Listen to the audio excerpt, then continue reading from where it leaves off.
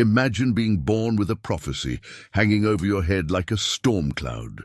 Not the vague fortune cookie kind of prophecy, but something specific and terrifying. Your mother sees it during your birth in 1842, camping near Fort Laramie with the Oglala Lakota. She sees her son walking between worlds, bullets and arrows passing through him like he's made of smoke, untouchable by enemy weapons. But here's the kicker, the part that would haunt any mother's dreams.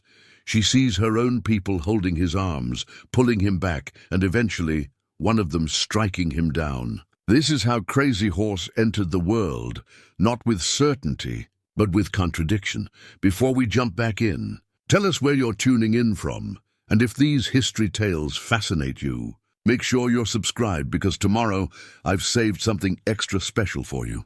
The baby born that day didn't look like other Lakota children. His hair came in curly and light brown, his skin pale enough that white soldiers at the fort would later mistake him for a captive white child being raised by Indians. They couldn't have been more wrong. Young Curly Hair, as he was called, grew up strange and solitary in a culture that valued community and conformity. While other boys played war games near camp, practicing the raids and coup counting that would define their manhood, Curly disappeared for days into the Badlands. Even as a child, he seemed to know he was marked for something different, something that didn't fit the traditional path to glory. And then 1854 happened. The moment that would transform a strange, quiet boy into a revolutionary warrior. It started with something absurdly small, the kind of detail that makes you wonder how history pivots on such tiny hinges. A Mormon emigrant's cow wandered into a Lakota camp. Just a cow, but that cow became an excuse, a spark that nervous soldiers used to justify what came next. 19-year-old Curly watched the entire disaster unfold. He saw Lieutenant John Grattan march into camp with 29 soldiers and 2 howitzers to demand justice for one cow. He watched the great chief Conquering Bear try to negotiate, offering horses, offering anything to avoid bloodshed. And then he watched Conquering Bear die slowly, gut-shot by soldiers who panicked and opened fire, starting a battle they couldn't finish. The Lakota warriors killed every single soldier, but their chief was dying. And everyone knew what would come next. Revenge, escalation, war. That night, something broke open inside Curly Hair, or maybe something finally aligned. He didn't tell anyone where he was going. He just took his horse and rode alone into the hills without food, without water, without anything except whatever was burning inside his chest. For 3 days, he lay on a high rock bed under the Dakota sun. No shelter. No sustenance, just a teenage boy pushing his body to the edge of death because he needed answers that the living world couldn't provide. On the 3rd day, the spirits came. Picture this, a rider on a horse that shifts colors as it moves, flowing from brown to white to black, like water catching different light. The rider moves through a storm, and this is important, through bullets and arrows that pass through him like wind through grass. He wears no paint except a single lightning bolt on his face, no scalps hanging from his belt, no eagle feathers except one in his hair, none of the trophies that warriors collected to prove their courage. Instead, he sprinkles himself with dust from the earth itself. Behind him, Curly can see his own people grabbing at the rider's arms, trying to hold him back, their faces twisted with fear or anger or something worse than both. And at the end, one of his own strikes him down. The vision was both promise and curse, wrapped together so tightly you couldn't separate them. Curly Hair would be untouchable in battle, would ride through death itself, but would die young, killed not by enemies, but by his own people. When he finally stumbled back to camp, half dead from exposure and starvation, he told his father about the vision. His father understood immediately. This was no ordinary warrior's path. This was something else entirely. Taking the name Crazy Horse, the young warrior began revolutionizing plains warfare in ways that would echo for generations. Think about the traditional way plains warriors fought. It was beautiful in its own way, but deeply individualistic. You charged the enemy, you counted coup by touching them with your hand or a coup stick, you took scalps, you stole horses. Every action was about personal glory, your own honor, your own story to tell around the fire. Warriors would sometimes break off from crucial battles to go back and tell others about their brave deeds because the witnessing mattered as much as the deed itself. Crazy Horse rejected all of that. He studied warfare the way a chess master studies the board, thinking 3 moves ahead, coordinating strikes, using terrain like a weapon. At the Fetterman fight in 1866, he perfected the decoy technique that would become his signature. He rode out in front of the fort, his horse apparently lame, looking vulnerable, looking like easy glory for ambitious soldiers. Captain William Fetterman, who had bragged that he could ride through the entire Sioux nation with 80 men, took the bait. Crazy Horse led them over Lodge Trail Ridge, pretending to flee, drawing them further and further from the fort. And when Fetterman finally crested that ridge, he saw what Crazy Horse had been hiding. Hundreds of warriors waiting in perfect position. Not one of Fetterman's 80 soldiers survived what they called the Battle of the 100 Slain. Not one warrior died. It was tactically perfect. While Red Cloud negotiated treaties and tried to navigate the impossible politics of accommodation, Crazy Horse studied his enemies like a hunter studies prey. He learned their weaknesses intimately, their dependence on slow-moving supply wagons that could be cut off. Their horses, which were bigger and stronger than Lakota ponies in a straight race, but couldn't match them over rough terrain or in endurance. Their officers, who fought in straight lines and predictable patterns because that's what their manuals taught them. He built a following among younger warriors who were frustrated with accommodation, who saw their hunting grounds shrinking year by year, who watched white miners pour illegally into the Black Hills despite treaties that supposedly protected them. When his rival Little Hawk died in 1871, killed by white miners who were never punished, never even investigated, something hardened in Crazy Horse. He'd already been moving away from individual glory-seeking toward coordinated tactical warfare.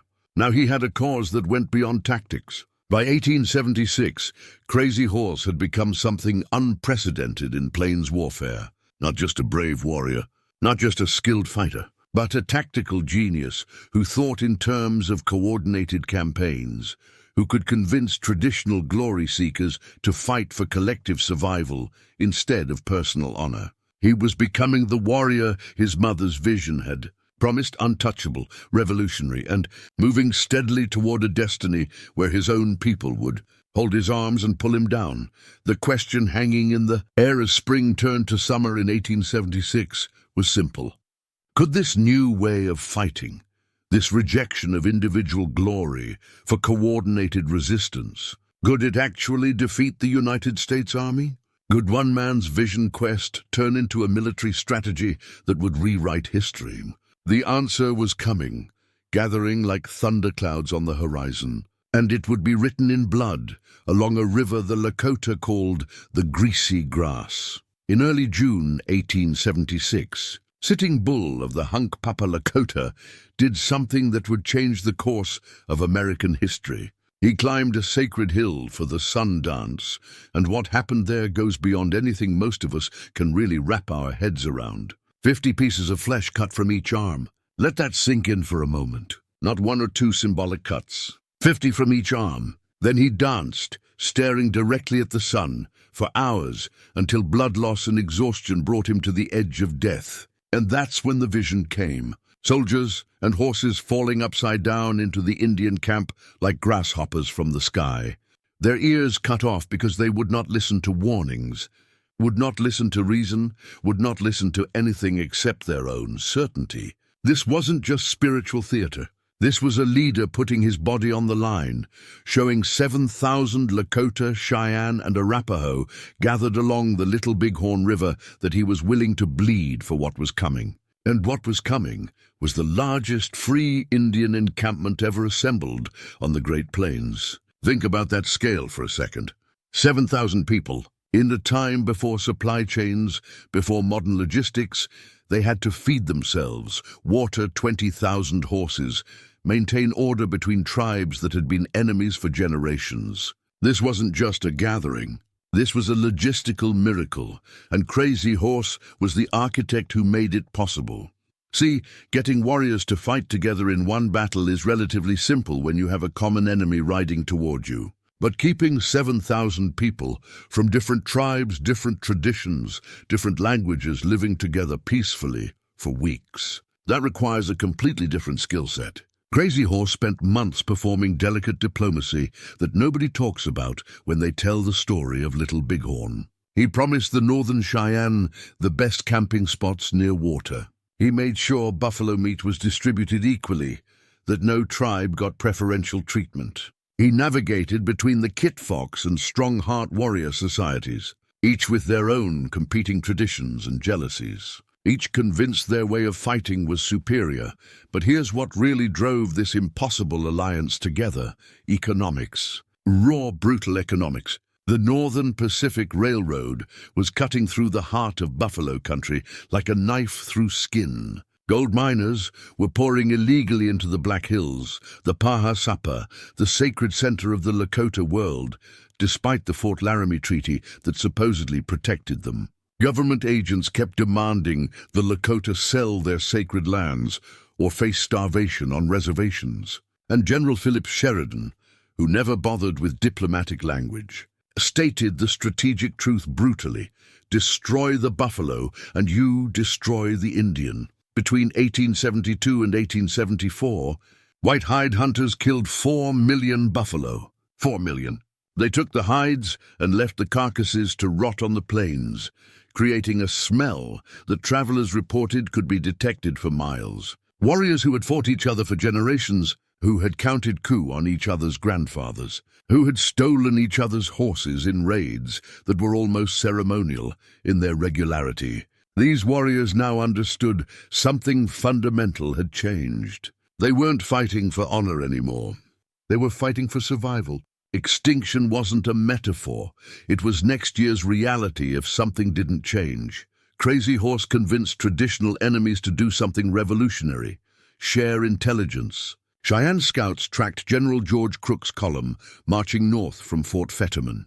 Lakota riders monitored General Alfred Terry's march west from Fort Abraham Lincoln. They created a communication network using mirrors and smoke signals that moved information faster than army dispatches carried by horseback couriers. When Crook's column stopped to rest, Crazy Horse knew about it before Crook's own commanders back at headquarters. When Terry's scouts reported seeing Indian signs, warriors in camps 50 miles away were already preparing for what would come next.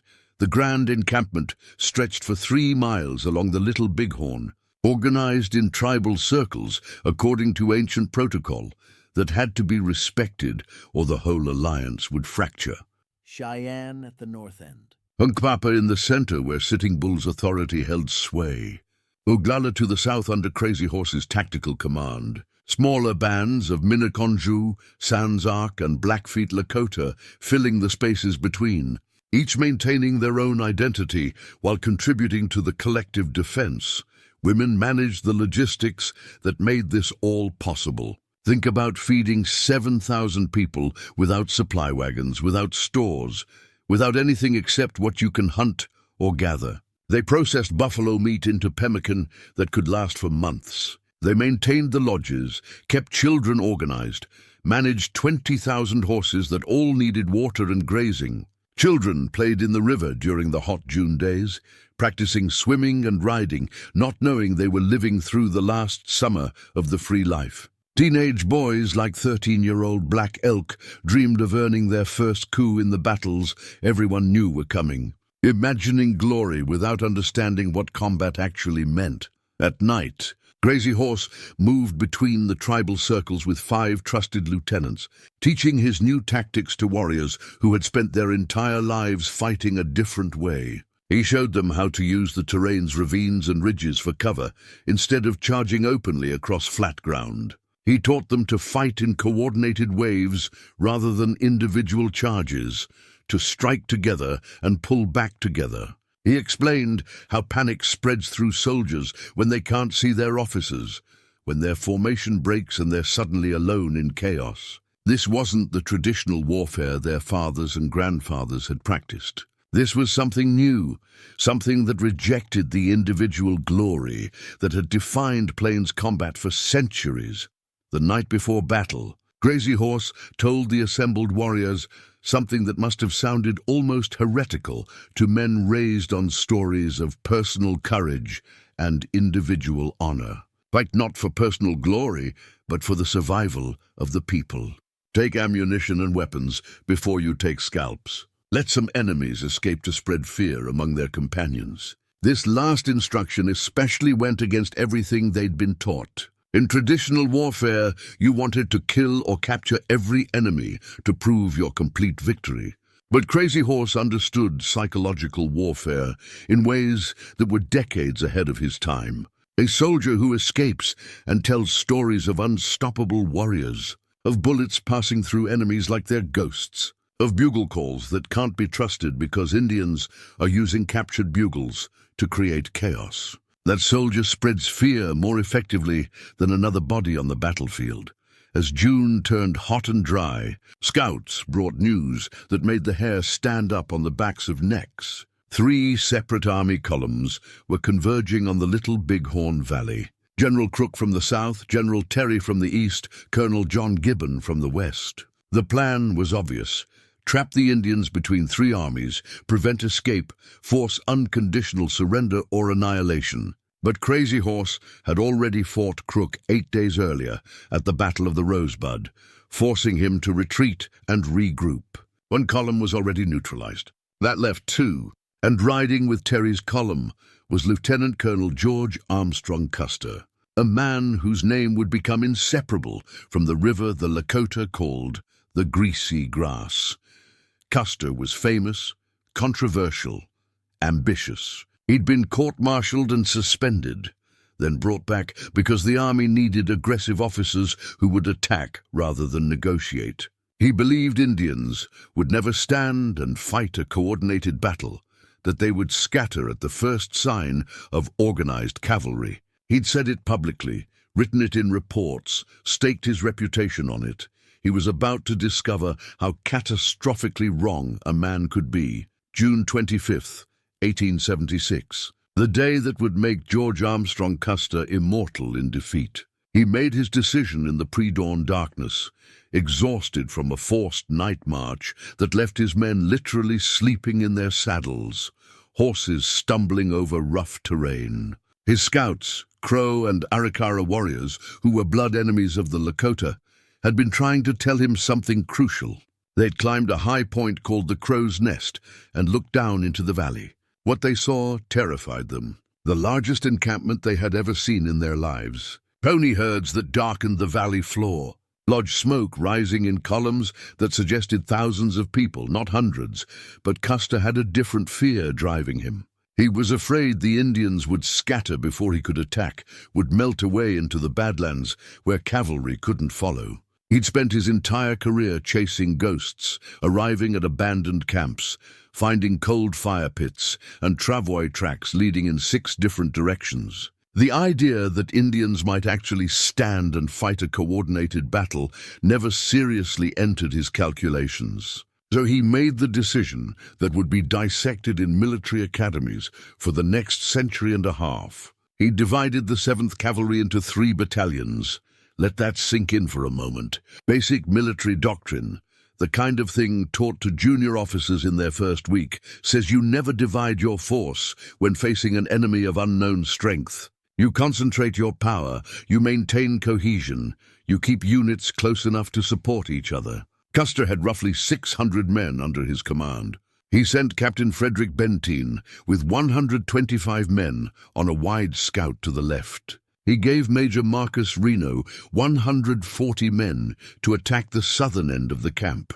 He kept about 210 men with himself. The rest were assigned to guard the pack train with ammunition and supplies. At noon, Reno's battalion splashed across the Little Bighorn River and charged toward the southern end of the encampment. This was supposed to be the moment when Indian families panicked and fled, when warriors grabbed their families instead of their weapons, when the whole camp dissolved into chaos. Reno expected to catch them sleeping, to ride through lodges scattering people like startled birds. Instead, Crazy Horse had prepared for exactly this moment.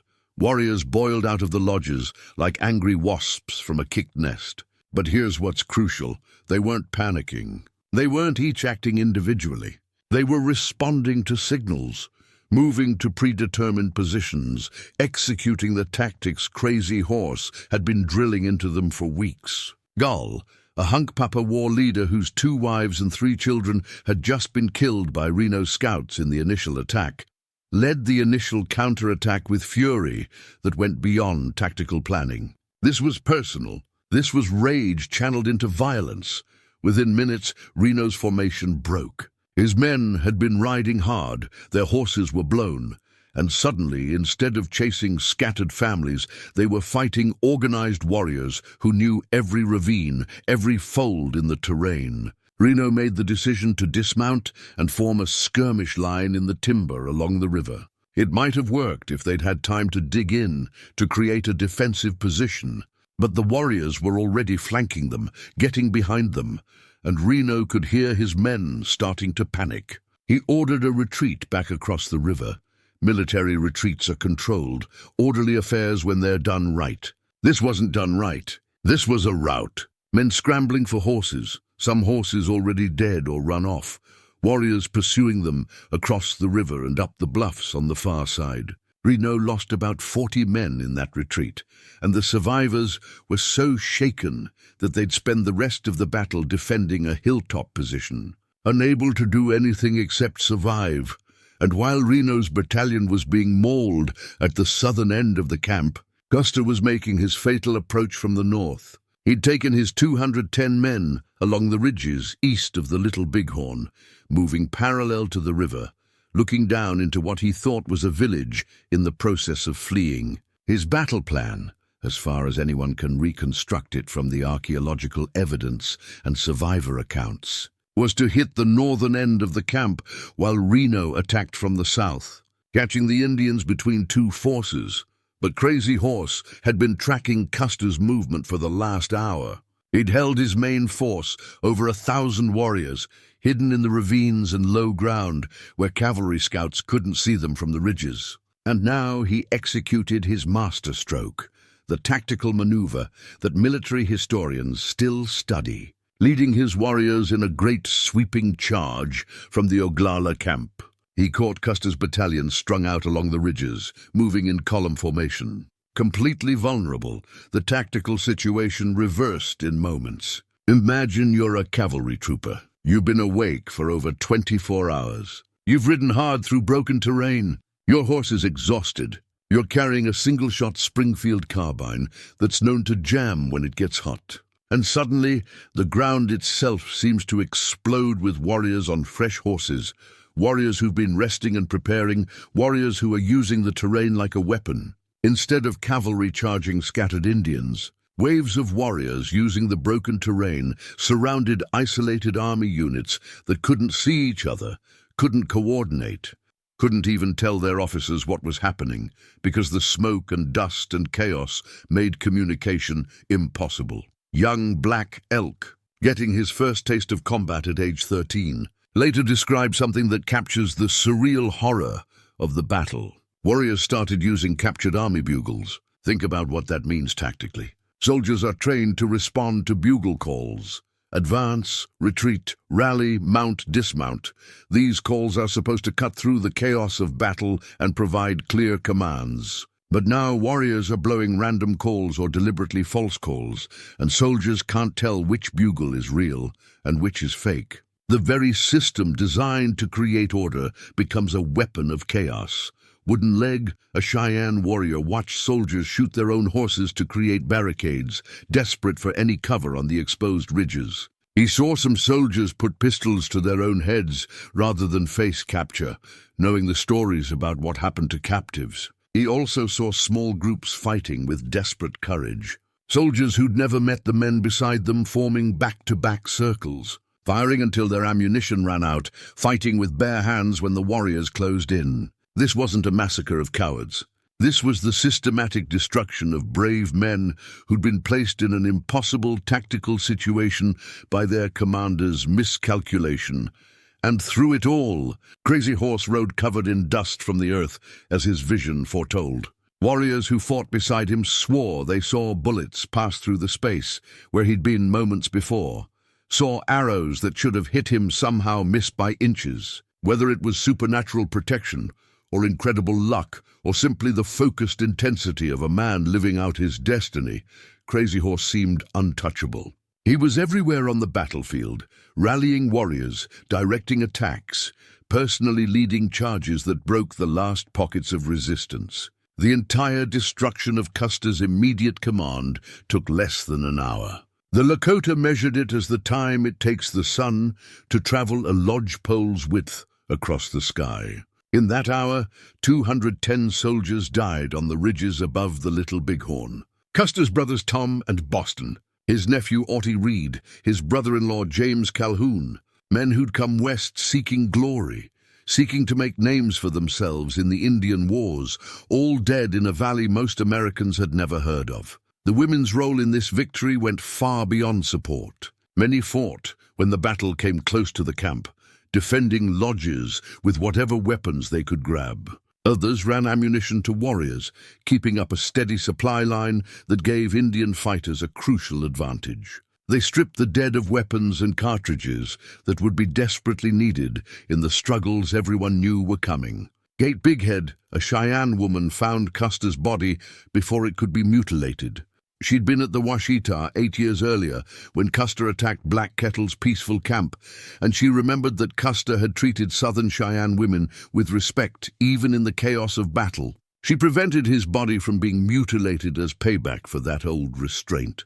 Pretty White Buffalo found her husband among the dead Lakota, one of perhaps 30 warriors killed in the fighting, and began the keening songs that would haunt soldier survivors in their nightmares for decades. As the sun set on June 25th, the greatest Native American military victory in history was complete. Sitting Bull's vision had come true. Soldiers had fallen upside down into the camp like grasshoppers from the sky. But Sitting Bull himself, watching abandoned army pack mules wandering the battlefield loaded with supplies and ammunition, spoke words that revealed he understood what this victory would really cost.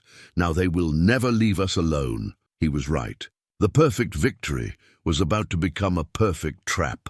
Within days of Little Bighorn, the victory Crazy Horse had orchestrated so brilliantly began destroying everything he fought to protect. Telegraph lines carried the shocking news east, and it arrived during America's centennial celebration. The nation was throwing itself a birthday party, patting itself on the back for 100 years of progress and expansion, and suddenly word comes that an entire cavalry command has been wiped out by Indians, who were supposed to be on the verge of extinction. The reaction was visceral and immediate. Newspapers that had been criticizing military spending, questioning whether the Indian wars were worth the cost, suddenly demanded extermination. Not pacification, not control, extermination.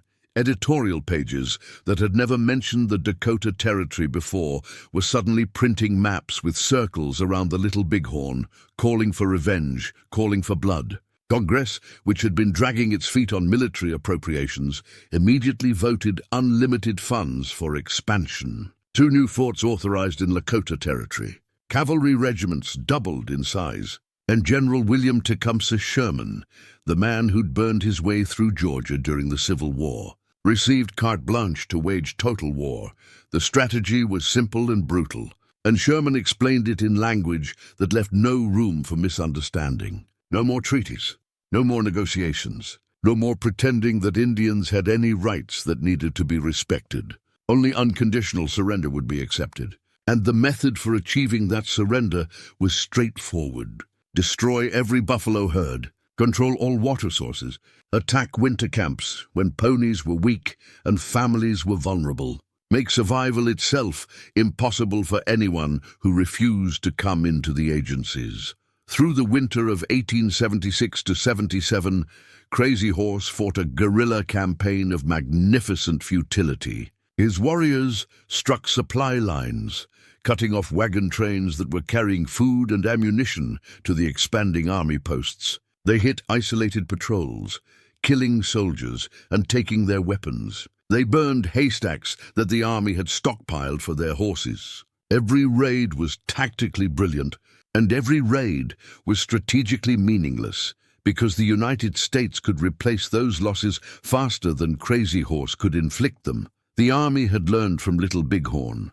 They no longer divided forces when facing an enemy of unknown strength. They no longer underestimated native tactical capability. They moved in large columns with strong scouting forces. They built fortified positions before advancing. They used their superior logistics, their ability to keep armies in the field through winter when Indian ponies were weak, as the weapon it had always been. But more devastating than military pressure was starvation. The buffalo herds that once darkened the plains for miles, that had sustained the Lakota for generations, had vanished. Professional hunters with long-range rifles had shot them systematically, not for meat, but for hides. The carcasses rotted where they fell. By winter 1876, warriors were hunting deer and elk in mountains where buffalo used to cover the valleys. Children cried from hunger in winter camps. Elders chose to die rather than consume food needed by the young, walking out into winter storms to freeze.